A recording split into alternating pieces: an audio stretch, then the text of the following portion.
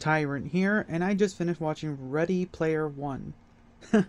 A very entertaining film, to say the least. Normally I would have done this, or I did do this after watching it the first time, but I wanted to kind of redo it because I saw it literally the day after as well, so I've seen it already twice, opening weekend, and so well, it's one of those things where you kind of notice things that you didn't notice the first time, because the first time I watched it, I was really enthralled with all the nostalgia that was put in it, um, and how beautifully it was done. So let's see, Ready Player One. The plot of the story is in itself pretty basic. It is based off a novel. I will like to state that I did not read the novel, um, but I have a friend who has read the novel, and he was a bit iffy on the adaptation to the film.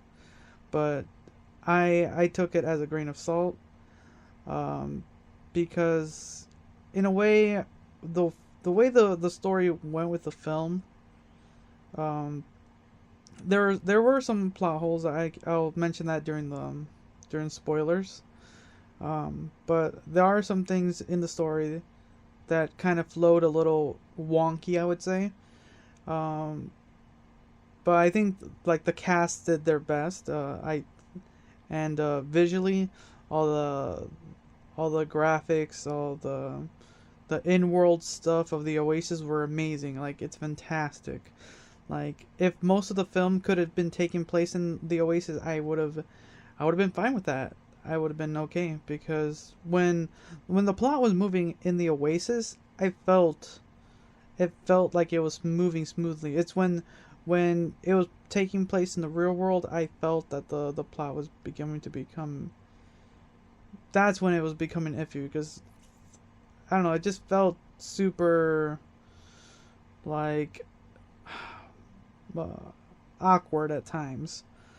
But like a great cast. I'm glad that they it wasn't like your grade A like superstar Hollywood people. It was some like I would not they're not some they've been in other films here and there, but it's kind of like your they were playing like your average Joe gamers, and they did a really good job. The antagonist, the villain of the film, I felt that he played it right. He's your pompous corporate man. It worked. He worked really well. It worked. But he was super cliche, to say the least. Um, let's see here. What else? What else was interesting? Um, Soundtrack was fun. Like it plays on nostalgia, to say the like it plays on your nostalgia. All the little Easter eggs, and like I could probably sit here just listing Easter eggs and back and forth, but it's one of those films I'm gonna say that you're gonna have to watch it probably once, twice, maybe even a third time to get every little bit. But it was a very entertaining film. And I kind of just want to go into spoilers a little bit uh, in a second, but you know, we got let's see, I forget the name, Wade Watts. The story is that Wade Watts is and the rest of the world are trying to get this Easter egg left by the creator of the Oasis, and and he left it by hiding three keys in the world, and it's an Easter egg hunt in a way. So like, okay, that's cool. That's fantastic. And the plot of this corporation hiring people to do this, so literally you can get a job that your job is to hunt for keys. Like that's what? So you got corporate people trying to hunt for these keys because it's a ton of money, like in the trillions, to to your every other Joe person doing it and their clans or solos. So like, okay, that's pretty cool. That's a, it's when it's when it's when it gets kind of cringy and cliche. That's when I feel the plot kind of gets wonky. I can explain that in spoilers, but you know, like all the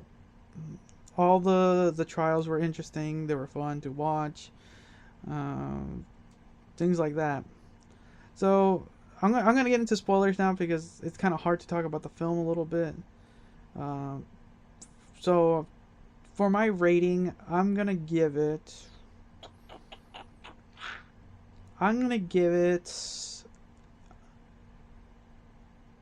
give it an 8. An 8.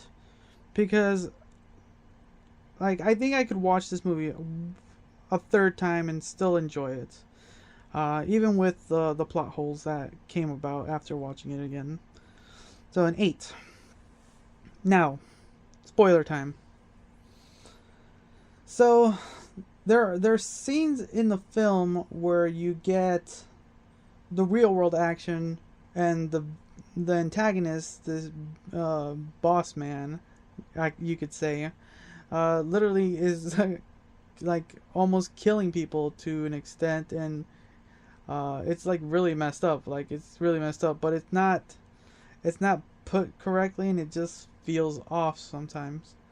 But there's a scene where he threatens Wayne's uh, uh, Wade's life by blowing up the quote unquote home he lives in, and he literally puts bombs on it to kind of destroy the stacks, and he murders his aunt sister. Like really, aunt sister? Like that was just hilarious when I heard that. But no, yeah, the thing that was annoying was that like the scene happened. His aunt's dead, and he then gets captured and sees Artemis for the first time, and there's no like real repercussions. He doesn't say, "Oh man, my aunt's dead. Oh, sad times. Like I want to get revenge." No, there's nothing. It's just kind of blown over.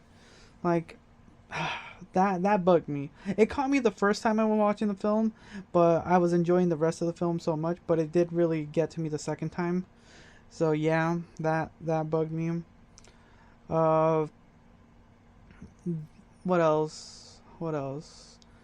All the fun Easter eggs. You got everything from Ninja Turtles, Battletoads, Chucky. You got DeLorean from Back to the Future. You got the Gremlins. God, there's so much to watch and everything.